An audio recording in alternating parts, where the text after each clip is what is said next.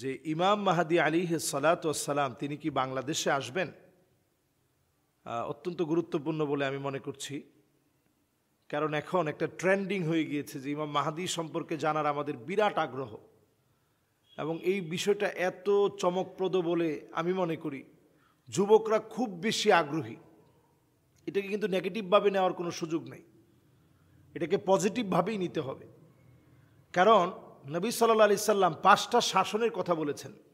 একটা হচ্ছে তাকুনু নাবুওয়াহ ফীকুম মা শা আল্লাহ, একটা সময় চলবে নবুয়তের সময়, নবীজি পৃথিবী থেকে চলে যাওয়ার মধ্য দিয়ে নবুয়ত শেষ। এরপর একটা সময় আসবে সুম্মা তাকুন খিলাফাতুন আলা মিনহাজিন নবুওয়াহ মা শা আল্লাহ তাআলা, আল্লাহ তাআলা যতক্ষণ চাবেন খিলাফত এই পৃথিবীতে আসবে। 32 বছর 6 মাস খিলাফত চলেছে। এরপর নবীজি সাল্লাল্লাহু আলাইহি সাল্লাম আরেকটা শাসনের কথা বললেন, সুম্মা তাকুন মুলুকান আদান, এই পৃথিবীর ভিতরে রাজা বাদশাদের একটা শাসন চলবে। আমরা দেখছি যে উমাবি শাসক, এরপরে আব্বাসীয় খিলাফা, অটোমান সম্রাটদের বিশাল হিস্ট্রিক্যাল বিরাট বর্ণাঢ্য ইতিহাস, ইউরোপে আমাদের শাসন। এরপরে নবীজি সাল্লাল্লাহু আলাইহি সাল্লাম বলছেন যে সুম্মা ইয়ারফাউহাল্লাহ, আল্লাহ তাআলা তখন এটা উঠায় নেবেন একটা সময়। এরপরে এই পৃথিবীতে আসবে সুম্মা তাকুনু মুলুকান জাবারিয়্যাহ, স্বৈরা শাসক এই পৃথিবীতে আসবেন, তারা এই পৃথিবীর মধ্যে শাসন করবে। এই পৃথিবীর ভিতরে এমন একটা অবস্থা হবে সব দিকে স্বৈরা শাসকরা ভরে যাবে।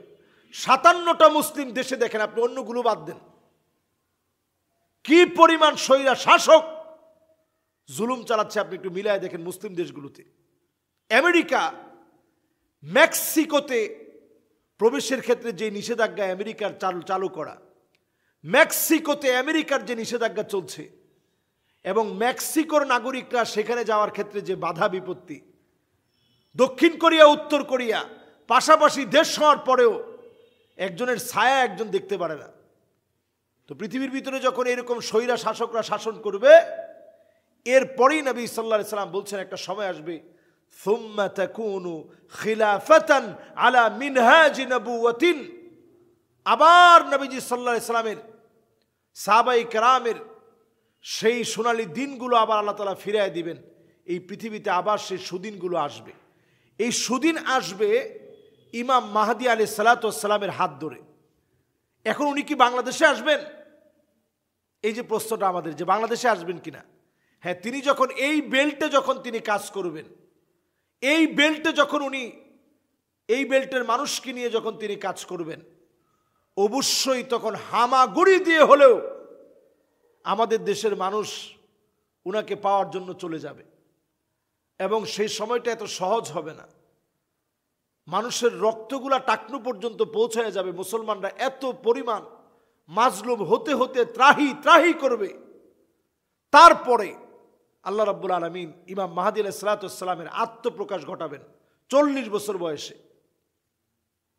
উনি জন্মগ্রহণ করেছেন কোন জায়গায়, এটা নিয়ে অনেক ধরনের কথা আছে। কেউ বলছেন কারিয়া নামক জায়গায়, কেউ বলছেন মক্কায়, কেউ বলছেন মদিনায়, বিভিন্ন রকমের মত আছে।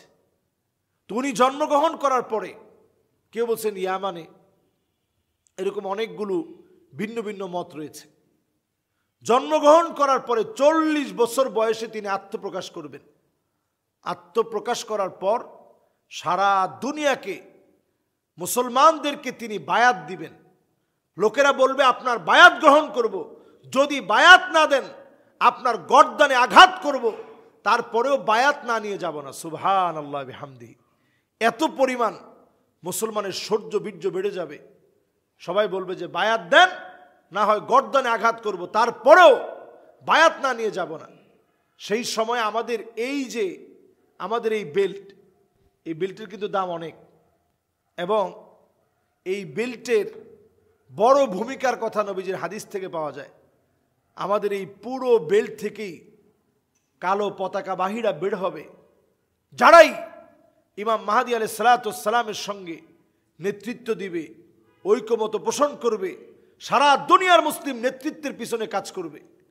সুতরাং বাংলাদেশে উনি আসা লাগবে না, বরং বাংলাদেশের এই বেল্টের লোকেরা যারা ঈমান দীপ্ত, যারা মুমিন, তারাই তখন ঐক্যবদ্ধ হয়ে যাবে।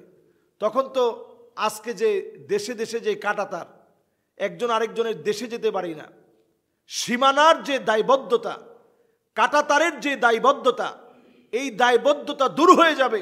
মুসলিম পরিচয়ের কারণে সব জায়গায় আপনার পারমিট থাকবে, আপনি সব জায়গায় ঢুকতে পারবেন। তখন তো আপনার কোনো সমস্যা নেই। সারা দুনিয়ার সব ভূখণ্ড আপনার।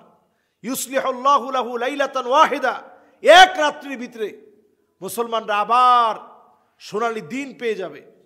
তো সোনালী দিন যদি মুসলমানরা পেয়ে যায়, তখন আপনার বাংলাদেশে তো ওনার আসতে হবে না, বরং আপনি চলে যাবেন। সারা দুনিয়ার একটা নেতৃত্ব তৈরি হবে। আল্লাহ রাব্বুল আলামিন সেই সময় শুধু মুমিনদেরকে কবুল করবে, মুনাফিকদেরকে না। ইমাম মাহদী আলাইহিস সালাতু ওয়াস সালাম হচ্ছে কিয়ামতের আলামতের ছোট আলামতের শেষ।